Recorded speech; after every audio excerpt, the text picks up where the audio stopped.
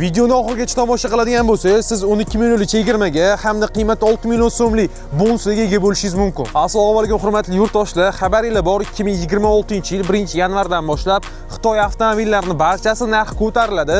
Shunga qaramasdan sizlarga qarshida turgan ushbu Dongfeng 008 2025 210 Max avtomobilimizni aksiyaga qo'ydi. Videoni oxirigacha ko'radigan bo'lsangiz, men sizga to'liq ma'lumot beraman hamda ketdi hozir o'zida mashina haqida ma'lumotga ega bo'la olamiz.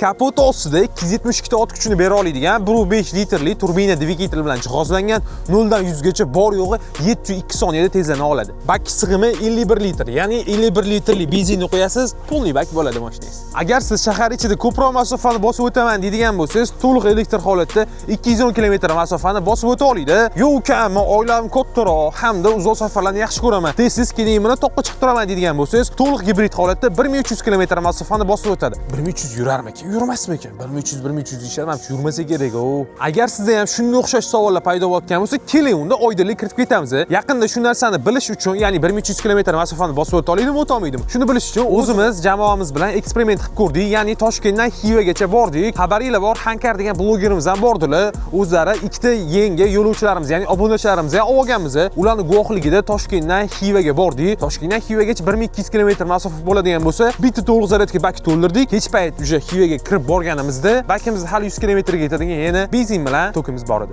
Balon hajmiga keladigan bo'lsa, R21 Dongfeng logotifli diskalari bilan. Voy, okeyman, kattagina LED farasini ko'rmaslikning iloji yo'q. Kechqurunchisi o'zi avtomatik yonadi, ertalab avtomatik o'chadi. Mana logotiflargacha yonadi-da, okey. Juda ham katta gabaritlari. Maksimal skorsi 180 deb yozilgan, lekin bitta xaridorimizni bitta istoriya qo'yishim bilan ko'rganlardan keyin 195 ga chiqqanlarning videosini tashab qo'ydilar. Siz agar Dongfeng 008 olgan bo'lsangiz, nechigacha chiqqansiz? Aka, oldidan aytdim, orqasini aytmasam ham bo'lmasam, orqa dizayniga bitta baho berib qo'yasiz. Yomon chiroyli chiqqanman. Zadniy kamerasini qarang, zadniy kamerani.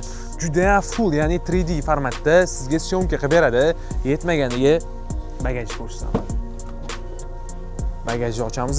Okey, bo'yim 1.75, qo'lim bemalol yetadi. Agar sizni bo'yingiz pastroq bo'ladigan bo'lsa, buni g'amini yemang. Sababi Dongfeng aynan siz uchun ham, ya'ni sizni o'ylab qo'ygan. Agar sizga bagajning bo'yingizga yetmayotgan bo'lsa, nasrogasini to'g'rilab olsangiz bo'ladi. Ya'ni pastroq qilib, bu yoqdan mana shunday qilib ochiladigan qilib qo'ysangiz ham bo'ladi. Bitta inobatga olib ketasiz bu narsani. Endi qarang aka, eng shirin joyiga kelamiz, ya'ni salon ichki qismiga. Rul qismida siz boshqarishingiz uchun eng qulay bo'lgan funksiyalar qo'shilgan. Ya'ni cruise control, multimedia tizimlaridan foydalansangiz bo'ladi. Hamda bu yoqda kattagina monitorlar mavjud. Monitordan o'ziga kerak bo'lgan barcha funksiyalarni bajarsangiz bo'ladi. Hamda avtomobillar biz sizga rusifikatsiya qilib beramiz. Ya'ni rusifikatsiya bonus tariqasida o'tib ketadi, hisobga olib qo'yinglar. Hamda 360 gradusli kameraga ega besprovodnoy zaryadkalari bor. Avtomobil rulini o'zingizga moslab olsangiz bo'ladi. Ya'ni ligirovka qilish imkoniyatiga ega bo'lasiz. Kattagina panoramli tom. Bu sizni uzoq safarlarga ketayotganingiz, oilangiz bilan ketayotganingiz juda ham qulaylik beradi. Orqada ham alohida kattagina monitor bor. Bu monitor uzoq safarda oilangiz agar teng bo'ladigan bo'lsa, maza qilib kinolar ko'rib ketishligi mumkin bo'ladi. Ya'ni yo'lda siz xavfsiz his qilasiz. 100 km ga atiga 5 litr benzin rasxod qiladi. Tokda 210 km masofani bosib o'ta olishingizni eslatib o'taman. Shu uchun mashina haqida ma'lumot berib o'tib ketdim. Endi sizga eng shirin joyini olib qo'yganman. Shirin joyi qanaqa? Avtomobilimizni o'zi 32500 dollardan sotganmiz.